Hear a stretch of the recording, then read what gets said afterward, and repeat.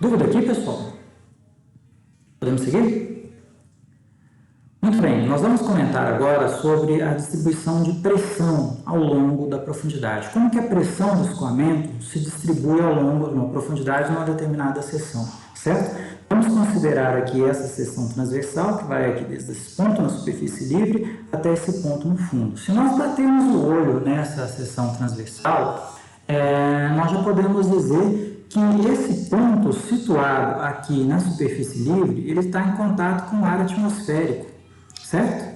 Mesmo que o conduto seja fechado, conforme nós vimos, se o escoamento ocorre em regime de conduto livre, existe ar atmosférico situado sobre a superfície livre, o que vai levar a pressão nesse ponto a ser igual à pressão atmosférica. Então, quanto que vale a pressão nesse ponto na superfície livre? É a pressão atmosférica. Trabalhando na escala relativa, a pressão é zero. Vocês conseguem imaginar que, ao descermos nessa seção transversal, se nós pegarmos pontos cada vez mais baixos, a tendência é que a pressão sobre esses pontos aumente, certo? E vamos ter exatamente a maior pressão justamente no ponto mais profundo da seção transversal. Então, nós temos aqui uma distribuição de pressão crescente com a profundidade. Quando o fundo desse canal é um fundo plano, nós podemos aproximar a distribuição de pressão como sendo aproximadamente uma distribuição hidrostática, certo? Então, nós temos uma distribuição de pressão aproximadamente igual à distribuição hidrostática. E qual é a distribuição hidrostática de pressão, pessoal?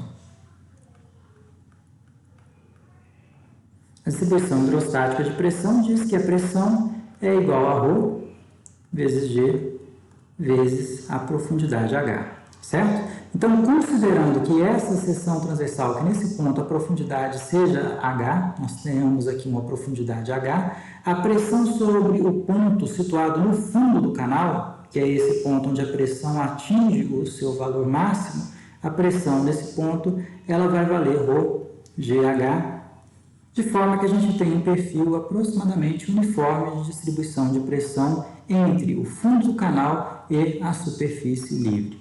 Essa ideia ela é válida para canais que têm um fundo plano, certo? Vamos ver o seguinte.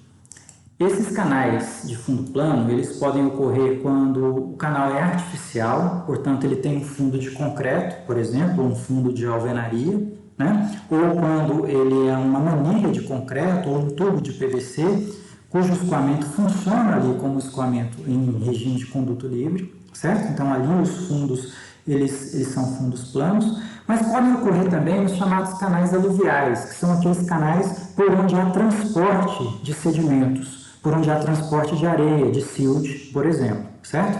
Então esses canais por onde ocorre transporte de areia, que tem um fundo de areia, fundo de cascalho, fundo de silt, a tensão cisalhante exercida pela água sobre esse fundo tem capacidade de transportar esses sedimentos, areia, cascalhos e siltes. Esses são canais aluviais, são canais que têm leitos erodíveis, leitos cuja tensão cisalhante produzida pelo escoamento da água podem fazer mudanças nesses leitos, podem provocar mudanças nesses leitos, arrastando esses sedimentos de montante para jusante, por exemplo, certo?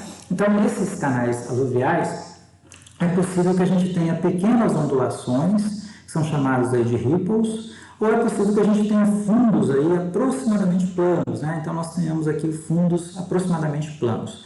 Tanto nesse caso, onde as ondulações são muito pequenas, quanto nesse caso, onde os fundos são aproximadamente planos, nós podemos aplicar aí a distribuição hidrostática de pressão. Então, o cálculo da pressão ao longo da profundidade não foge muito da distribuição hidrostática, onde a pressão é zero na superfície livre e atinge o valor máximo próximo do fundo, certo? Então, nós poderíamos aplicar aqui aproximadamente a distribuição hidrostática, P igual a ρGH, quando essas ondulações são muito pequenas. Ou, logicamente, quando o fundo tende a ser mais plano, certo? Então, vale aqui, nesse caso, a distribuição hidrostática também, P é igual a ρGH. Então, esses casos, pessoal, são casos interessantes onde, mesmo o fluido estando em movimento, nós estamos numa situação de dinâmica dos fluidos, o fluido está escoando dentro dessa seção, a pressão dinâmica pode ser calculada como sendo aproximadamente igual à pressão hidrostática, certo? Essa pressão que nós calculamos aqui é a própria pressão dinâmica do escoamento. O fato é que ela é aproximadamente igual à pressão hidrostática, certo? Quando os fundos são planos ou suavemente ondulados. Agora, há casos onde nós temos dunas nos fundos dos rios, certo? São casos onde os bancos de areia já são maiores, já têm alturas maiores. E isso produz maiores variações de profundidade. Por exemplo, se nós observarmos essa seção transversal aqui, ó, essa seção transversal aqui, ela tem uma profundidade maior do que essa seção transversal aqui, né? E nesse caso, traçando aqui essa seção transversal, nós vamos ver que não pode-se seguir mais a distribuição hidrostática de pressão. Veja que aqui próximo à superfície livre, podemos até afirmar que a pressão é zero, porque ela está em contato com o ar atmosférico. À medida que se desce, há a tendência da pressão aumentar. Então, nós temos uma tendência de aumento de pressão, mas de repente o fluido encontra uma zona de recirculação. E nessas zonas de recirculação, veja que nessa zona o fluido tende a recircular em função da indicação dessas setas, que seriam, por exemplo, as linhas de corrente do escoamento, certo? Então, nessas regiões onde o fluido aqui tende a sofrer um movimento circulatório ou um turbilhonamento na forma de recirculação, há uma tendência dessa pressão cair e essa pressão pode cair até ficar negativa. Pode até ficar negativa em alguns casos. Então, é possível, dependendo se essa recirculação ocorrer com velocidade muito grande, que a pressão nesse ponto ela fique negativa. E nesses casos, então, quando os fundos já têm ondulações maiores, não vale mais a distribuição hidrostática de pressão, certo? Então, a distribuição hidrostática de pressão ela é aproximadamente válida quando os fundos dos canais são planos. Não quero dizer que é plano horizontal, não, pessoal.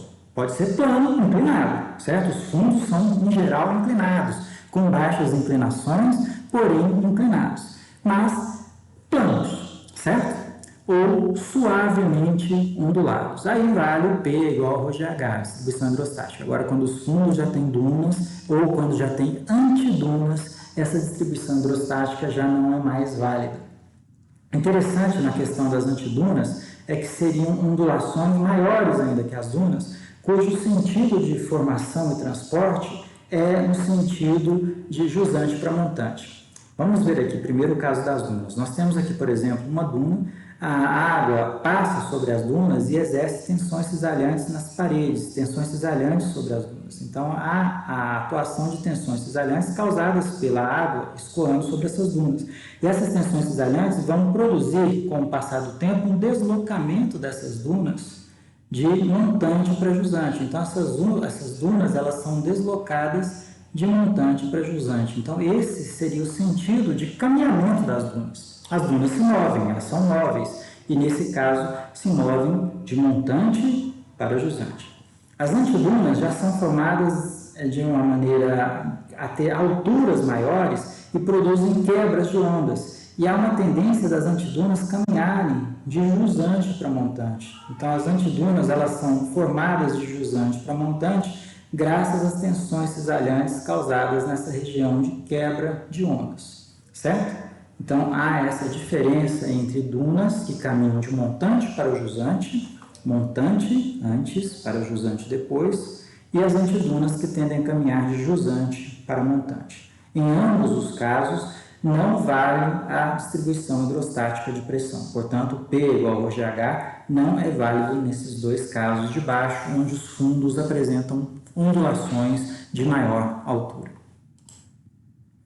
Bom, finalmente, pessoal, nós vamos aplicar agora a equação de Bernoulli ao longo de um perfil longitudinal de um canal, certo? Para isso, nós vamos isolar duas seções transversais ao longo do sentido do escoamento, uma seção transversal à montante, que nós chamaremos de seção 1, e uma seção transversal à jusante, que nós chamaremos de seção 2. E vamos simplesmente aplicar a equação de Bernoulli entre essas duas seções transversais, certo?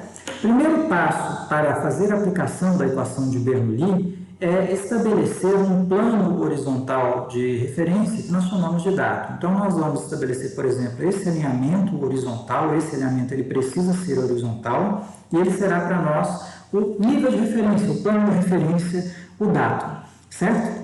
Vamos lembrar que a equação de Bernoulli, ela faz uma relação entre as cargas energéticas de um escoamento. Quais são essas cargas energéticas? A carga potencial, que seria a altura do escoamento em relação ao dátum, né, a altura do ponto em relação ao dátum, a carga de pressão, o P sobre gama, né, a pressão dividido pelo peso específico do fluido, e a carga cinética, o V ao quadrado sobre 2G, onde vamos trabalhar na seção transversal, o V vai ser aquela velocidade média na seção transversal, certo? Então, o que a equação de Bernoulli relaciona? Esses três tipos de cargas energéticas ao longo de seções transversais no sentido do escoamento do rio, de montante para jusante, né?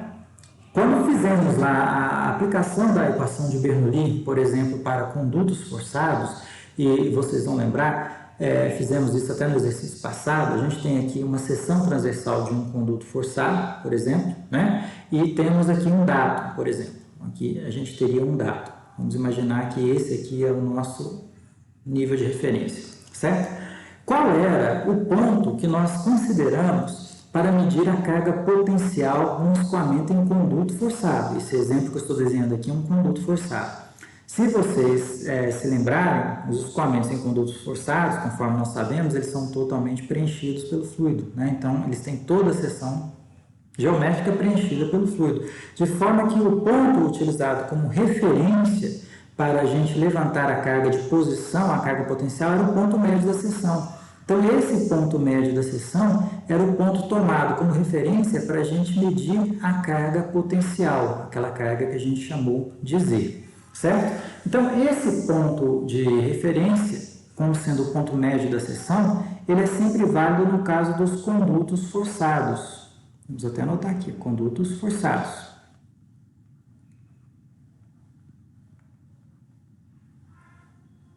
E isso tem um bom motivo de ser no caso dos condutos forçados, porque esse ponto médio da seção, ele vai ser sempre um ponto fixo, porque a seção molhada ou a seção ocupada pelo fluido é a própria seção interna do conduto, de forma que o ponto médio ele vai ser sempre fixo. Isso já não vai ser verificado num conduto livre, por exemplo. Vamos imaginar aqui uma seção transversal de um conduto livre, seção transversal, um corte transversal, não um corte longitudinal como esse, um corte transversal, certo? Um conduto livre, então, ele tem ali a superfície livre, e nesse caso, considerando essa área molhada aqui, por exemplo, o ponto médio dessa seção transversal seria o centroide dessa área, né? Seria, por exemplo, mais ou menos por aqui. Nós teríamos aqui o CG dessa área. Esse seria o ponto médio da seção transversal. Mas vamos imaginar agora, pessoal, que a vazão aumentou um pouco. O aumento da vazão nessa seção transversal ele vai levar a uma elevação de nível, certo? Então, essa elevação de nível que vai ocorrer com o aumento da vazão, ela acaba deslocando o ponto, ou o centroide da seção transversal para cima. Então, esse CG dessa área molhada, o centroide dessa área molhada, ele é variável com a vazão. Se a vazão é grande, o centroide sobe. Se a vazão é pequena, o centroide desce. Ou seja, esse ponto ele não é mais fixo no caso de um conduto livre, certo? Então, o CG da seção ele é variável, ele tem altura variável no caso de um conduto livre. Isso vai nos dizer que nós não podemos adotar, então, o centroide da seção transversal como sendo ponto de referência para contabilização da carga potencial. O centroide da seção transversal não pode mais ser o ponto de referência para contabilizarmos a carga potencial no escoamento em conduto livre. Então, qual seria esse ponto de referência? Seria aquele ponto mais fixo possível.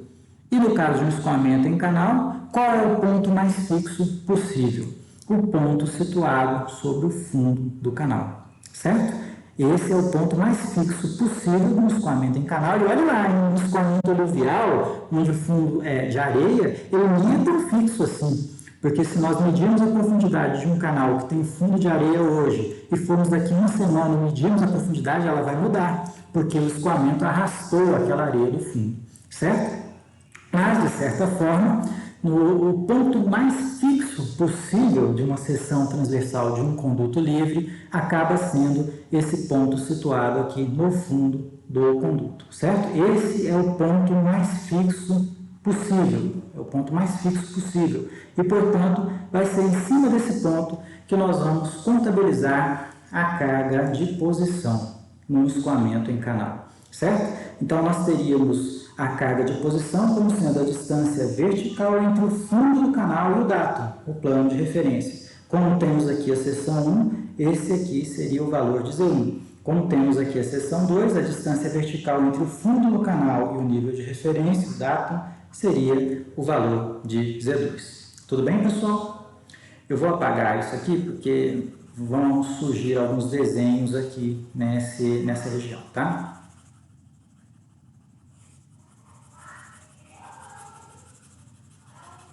Bom, então nós temos dessa forma, já destacados no desenho, a carga de posição, a carga potencial.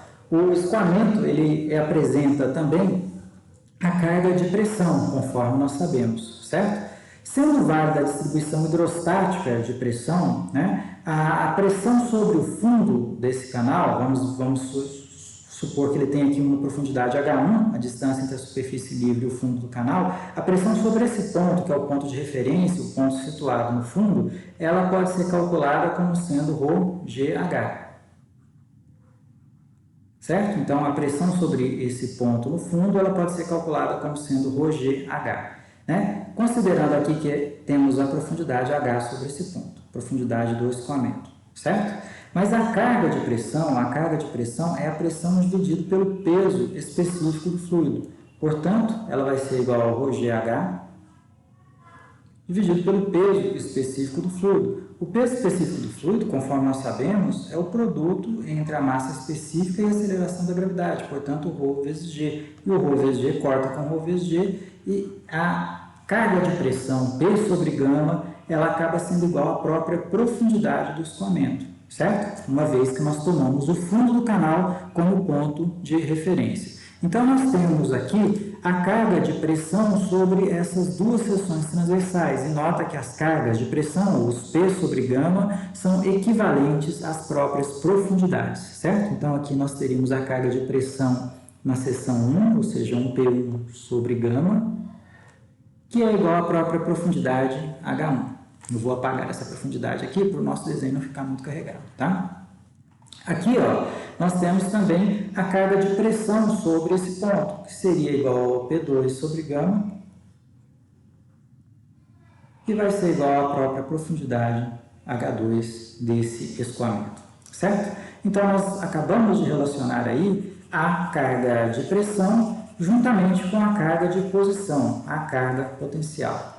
Ao interligarmos os lugares geométricos aqui, né, os pontos que vão ter a somatória da carga potencial com a carga de pressão, portanto, o ponto situado na superfície livre, na seção 1, com o ponto situado na superfície livre da seção 2, nós temos uma linha que é chamada linha piezométrica, a linha que delimita o nível de pressão no escoamento em canal, e a linha piezométrica, em geral, vai coincidir com a própria superfície livre, exceto se essa superfície livre ela for muito inclinada. Mas, em geral, a linha piezométrica ela coincide com a superfície livre do escoamento no canal, certo? A linha piezométrica é aquela linha que liga os locais, os pontos, com a carga potencial mais a carga de pressão. Então, se nós interligarmos esses pontos, considerando a carga potencial mais a carga de pressão, nós temos justamente a linha piezométrica que é coincidente com a superfície livre do escoamento num canal. Tudo bem, pessoal?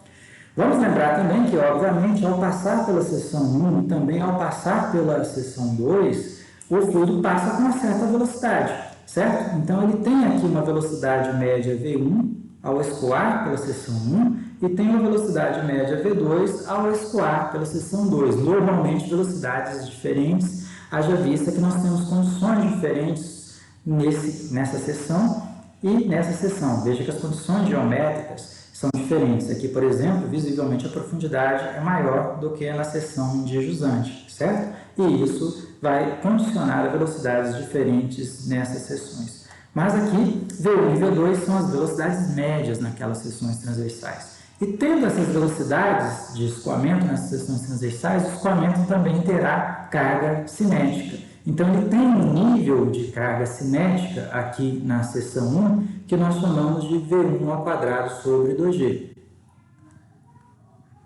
Certo? Então, nesse ponto do dado, ponto inferior, aí, correspondente à referência de nível, até o ponto onde nós somamos as três cargas energéticas, nós temos o ponto de carga total, certo? Então, nós teríamos aqui a cota da carga total do escoamento, que seria Z1 mais H1 mais V1 ao quadrado sobre 2G, ou seja, a soma das três cargas energéticas. Esse é o nível da soma das três cargas energéticas, portanto, da carga total na seção 1. Bom, lógico que pela seção 2, o escoamento, ao ter velocidade, ele também vai ter uma carga cinética V2 ao quadrado sobre 2G. Tendo, portanto, um nível de energia total, um nível energético total de carga hidráulica, ou carga total, na seção 2, correspondente à soma da carga potencial com a profundidade, que é a carga de pressão ou pesométrica, com a carga cinética V2 ao quadrado sobre 2G. E nós vamos ver que, ao interligarmos esses níveis de energia total entre uma seção e outra, esse nível de energia total sempre vai decair ao longo do escoamento no canal.